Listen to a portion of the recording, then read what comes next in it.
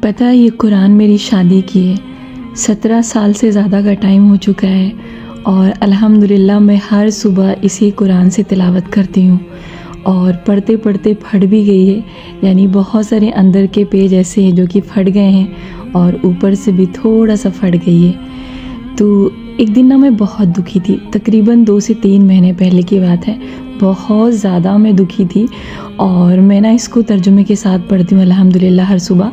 तो जैसे मैंने इसको खोला ना तो सेकंड पेज पे मुझे ये लाइन मिली, वला तहिनु वला तहज़नु, कि तुम हिम्मत मत हारो और तुम रंज मत करो, बेशक तुम ही गालिब आओगे अगर तुम मोमिन हो।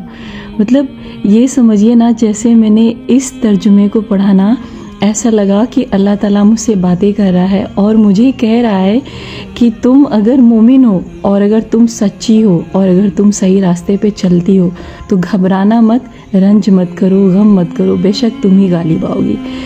और जैसे मैंने ये लाइन पढ़ा ना, अल्हम्दुलिल्लाह मुझे इतना सुकून मिला, बस ऐसा लगा ना कि किसी ने मेरे ज़ख़म पे मरहम रख दिया।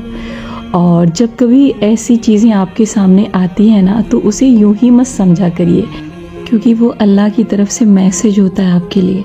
आपने अक्सर ऐसा देखा हो ना कि आप मोबाइल को स्क्रॉल कर रहे हैं और कोई ना कोई ऐसी चीज़ आ जाती है ना जो आपके सिचुएशन, जो आपके हालात के मुतालिक होती है। यानी कोई ना कोई ऐसा मैसेज आपके सामने ज़रूर आता है जिसे पढ़कर या जिसे देख के आपको ये फ़ील होता है कि हाँ, ये मेरे हालात से रिलेट कर रहा है और ये मेरे लिए है शायद। तो अक्सर जब भी मैं कुरान को तर्जुमे के साथ पढ़ती रहती हूँ तो कोई ना कोई ऐसी लाइन ज़रूर आती है जिस सवाल को लेके मैं परेशान रहती हूँ ना, तो ऐसी लाइन मेरे सामने से गुज़रती है और उसका मुझे जवाब भी उसमें मिल जाता है। तो एक तरीके से ना मुझे सुकून मिलता है कि हाँ, मुझे ठीक जवाब मिल गया। मुझे आज भी याद है वो टाइम जब मैं एक सवाल को लेके बहुत ज़्यादा परेशान थी। जब मेरे बहन का इंतकाल हुआ तो उस बीच में उसके लिए बहुत दुआ करती थी कि अल्लाह ताला उसको शिफा दे दो। बहुत ज़्यादा दुआ करती थी मैं, आधे घंटे उसके लिए दुआ करती थी और अल्हम्दुलिल्लाह अल्लाह ताला सुनता भी था, उसको शिफा भी मिलती थी, लेकिन फिर वापस से वो बीमार हो जाती थी। तो जब उसका इंतकाल हो गया ना और मेरे मन में फिर ये मतलब ख्वाहिश हुई कि मैं कुरान को तर्जुमे के साथ पढूं। मेरे मन में बहुत सारे सवाल थे और मुझे उसके जवाब चाहिए थे। और जब मैंने कुरान को तर्जुमे के साथ पढ़ना शुरू किया ना तो एक आयत मेरी नज़रों के सामने से गुजरी जिसका तर्जुमा था कि मौत का वक्त मुकर्रर है, वो एक घड़ी भी आगे और पीछे नहीं हो सकती है। यानी कि मौत को कोई दुआ नहीं टाल सकती है। तो उस दिन मुझे ये जवाब मिला और उस दिन मुझे बहुत सुकून हुआ और बस मुझे उस दिन भी यही फ़ील हुआ था कि अल्लाह ताला मुझसे ये मैसेज कह रहा है कि उसका टाइम यहीं तक था और उसके आगे उसको कोई नहीं बचा सकता था। तो फ़िलहाल मेरे मन में ऐसे बहुत सारे सवाल थे जिसके मुझे जवाब अल्हम्दुलिल्लाह मिल गए। जब मैं हर दिन कुरान का तर्जुमा पढ़ती हूँ ना, या मेरे सामने कोई ऐसा सवाल आता है जिसको मैं लेके परेशान रहती हूँ, तो मेरा यकीन मानिए उस तरीके का जवाब कुरान में मुझे मिलता है।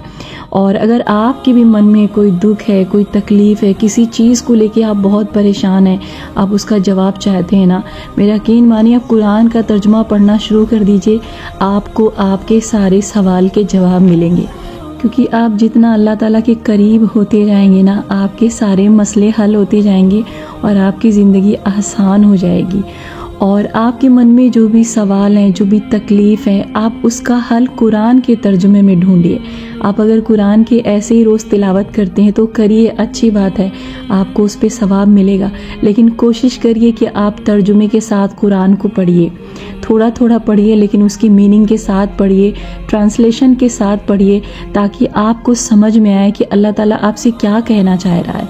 क्योंकि सारे लोग कुरान को यूं ही पढ़ते हैं, बिना तर्जुमे के पढ़ते हैं, वो जान ही नहीं पाते, वो समझ ही नहीं पाते कि अल्लाह ताला उनसे कहना क्या चाह रहा है। मैं भी हमेशा कुरान की ऐसे ही तिलावत करती थी और मुझे बहुत अच्छा लगता है कुरान की तिलावत करना। लेकिन मेरी बहन के जाने के बाद ना मुझे बहुत सारे सवाल परेशान कर रहे थे और बहुत सारी चीज़ों के बारे में मुझे जानना था। मैं उसके पहले ही कोशिश करती थी कि मैं कुरान को तर्जुमे के साथ पढूं, थोड़ा थोड़ा पढूं, लेकिन तर्जुमे के साथ पढूं।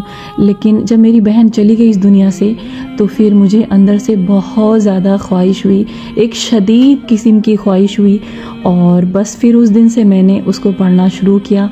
और अल्हम्दुलिल्लाह मैं हर दिन बहुत थोड़ा थोड़ा पढ़ती हूँ, लेकिन बहुत दिल लगा के पढ़ती हूँ। और यकीनन जिस चीज़ को लेके मैं परेशान रहती हूँ ना, वो जवाब आता है मेरे सामने और दिल खुश हो जाता है, और एक बार आंखों में आंसू आता है खुशी के कि हाँ ये अल्लाह ताला की तरफ से जवाब है, और बहुत सुकून मिलता है, बहुत ज़्यादा अच्छा लगता है। तो अगर आपने अभी तक नहीं पढ़ा है तो पढ़ना शुरू कर दीजिए, और मेरा यकीन मानिए आपको भी बहुत सुकून मिलेगा और आपको भी बहुत राहत मिलेगा, बहुत सब्र मिलेगा। और अगर आप किसी चीज़ को लेके परेशान है ना, तो आपकी वो सारी परेशानी ख़त्म हो जाएगी।